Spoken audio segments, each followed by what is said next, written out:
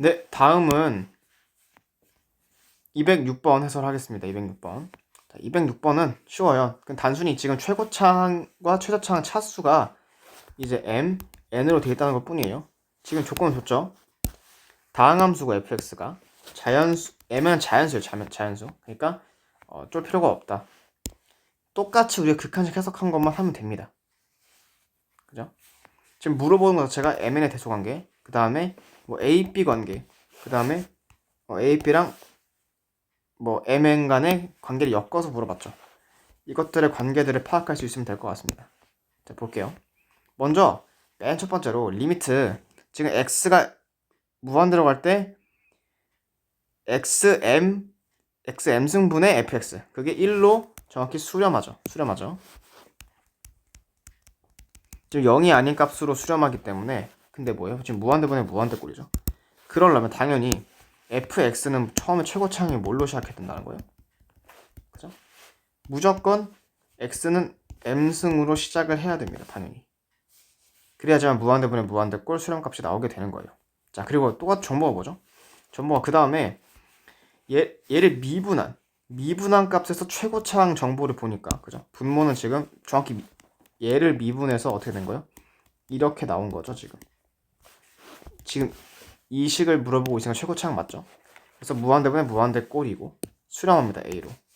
그때 이 A가 뭔지를 물어보고 있는 거예요. 그럼 똑같이 무한대분의 무한대꼴인데 f 프라임 x, 즉 fx를 미분하면 m 곱하기 x 하나까죠? n-1. 얘가 최고차항이 돼요. 그러면서 그죠?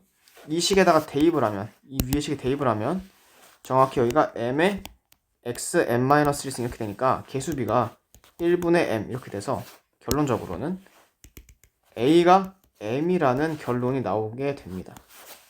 그렇죠? a랑 m은 같다는 결론이 나오게 되죠. 자, 그다음 두 번째씩 볼게요. 두 번째를 보면 x가 0으로 가고 지금 분모는 xn승이에요. 그게 수렴합니다. 따라서 f0은 일단 0이겠죠. 왜냐면 0분의 0꼴이니까. 네. 그러면서 동시에 지금 우리는 최저차항에 대한 정보를 보고 있는 거예요.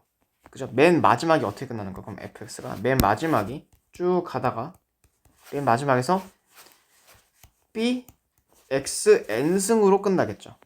그래야지만 이제 약분되면서 다 날아가고 여기 0되고 b만 남는 그런 구조가 이 극한식에서 이루어진다는 거예요.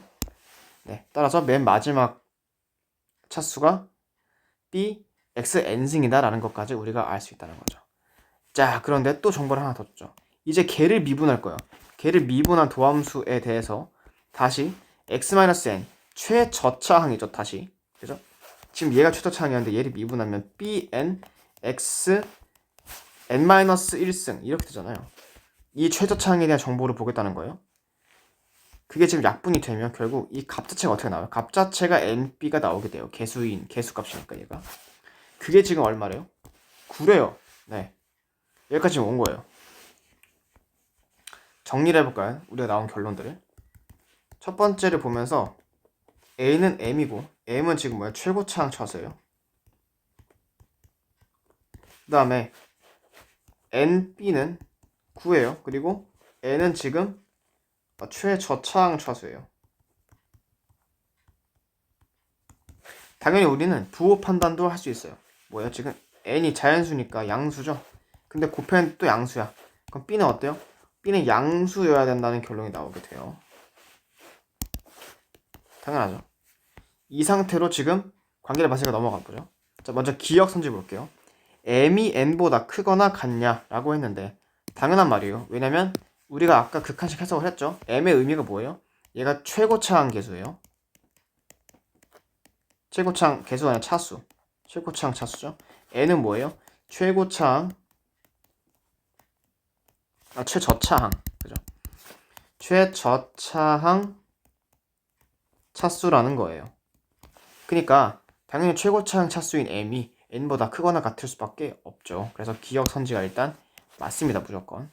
자, 그 다음에 니은 볼게요. 니은 지금 a, b 곱한 게 9보다 크다라고 되어 있는데, 자, 이렇게 니은 선지가 나올 때 9라는 특수한 숫자가 보이면 얘가 이 숫자마저도 어떤 의미인지 고민해야 돼요. 우리가 9를 본 적 있지 않나요? 어디서 봤죠? Bn이 9라는 걸 봤죠. 아, 그러면 지금 정확히 n과 a 간의 뭐 대소관계를 비교하라는 느낌이구나 하면서 얘를 어떻게 바꿔요? 이걸 대입하는 거예요. 그래서 9를 bn으로 바꾼다.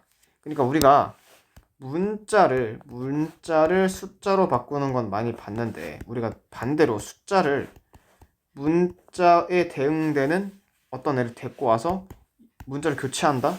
라는 사고를 많이 보지 않았거든요.